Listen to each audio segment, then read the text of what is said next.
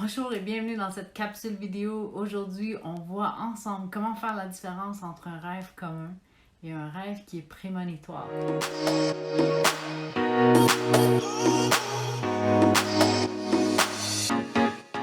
Qu'est-ce que c'est un rêve prémonitoire? C'est un rêve qui contient une information ou un avertissement sur un événement qui va se produire prochainement. Évidemment que cette capacité-là, elle est liée avec les dons de voyance, mais est-ce que vous devez absolument être un médium pour avoir des rêves prémonitoires? Absolument pas. Toutes les personnes ont accès à ce genre de rêve-là.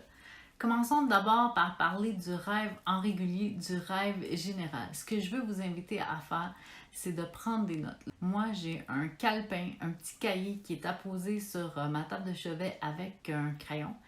Et il m'arrive souvent même de me réveiller en pleine nuit pour écrire ce que je suis en train de rêver.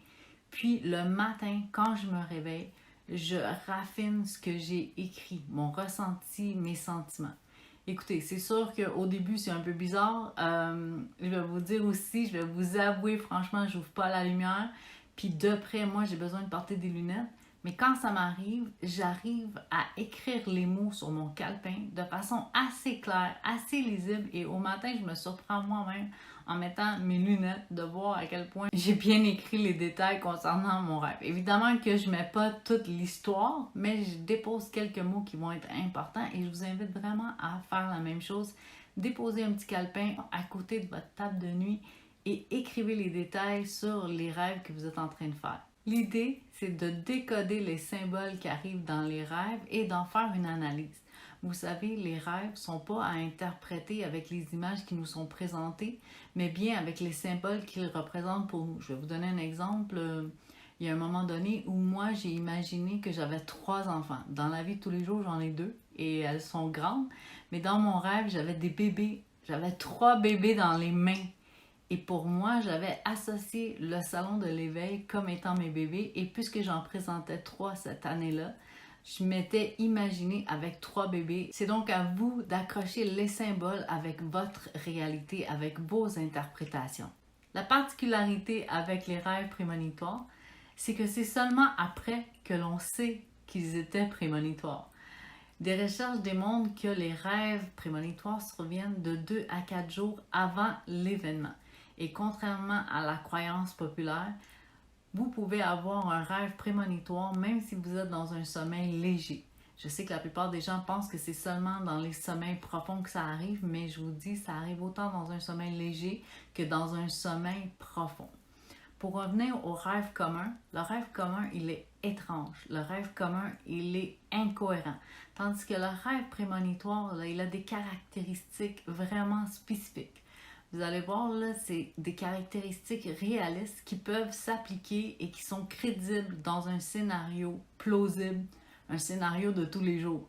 Pour moi, je le vis de façon assez intense. Pendant que je suis en train de rêver, souvent, je conscientise que c'est important l'information que je suis en train de recevoir. Je suis marquée par le contenu, je suis marquée par le contexte. Ça ne veut pas dire que je comprends toujours qu'est-ce que je suis en train de rêver, mais je réalise à quel point c'est important et ça, je le note. C'est difficile pour moi d'apposer des mots sur cette sensation-là, mais je peux vous dire que la sensation, elle est différente au réveil. Et si vous en avez déjà fait, vous savez exactement de quoi je parle. Mais l'important ici, c'est pas de devenir obsessif pour savoir si le rêve qu'on a fait était un rêve prémonitoire ou un rêve commun. L'idée, c'est vraiment de l'écrire, de les décortiquer et d'essayer d'analyser les symboles et les messages qu'on a reçus à travers ces rêves-là. Vous savez, il existe une panoplie d'outils sur Internet, des livres, des recherches qui peuvent vous donner des idées précises sur comment interpréter vos rêves. Mais moi, je vous invite vraiment à utiliser votre intuition, à vous faire confiance parce que votre intuition, elle est vraiment puissante.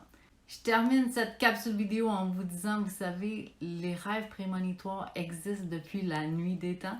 C'est loin d'être une légende. Ce sont des capacités, des facultés avancées de nos esprits et ils peuvent nous apporter sur un chemin d'évolution et sur des accomplissements qu'on ne soupçonnait pas. J'espère que cette capsule vidéo vous a aidé.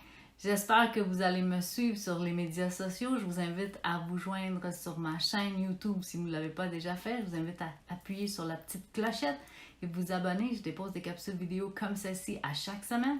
Si vous pensez que cette vidéo-là peut aider une personne de votre entourage, je vous invite à taguer son nom sous la capsule ou à la partager. Et sur ce, moi, je vous donne rendez-vous sur une prochaine capsule vidéo et je vous dis à presto!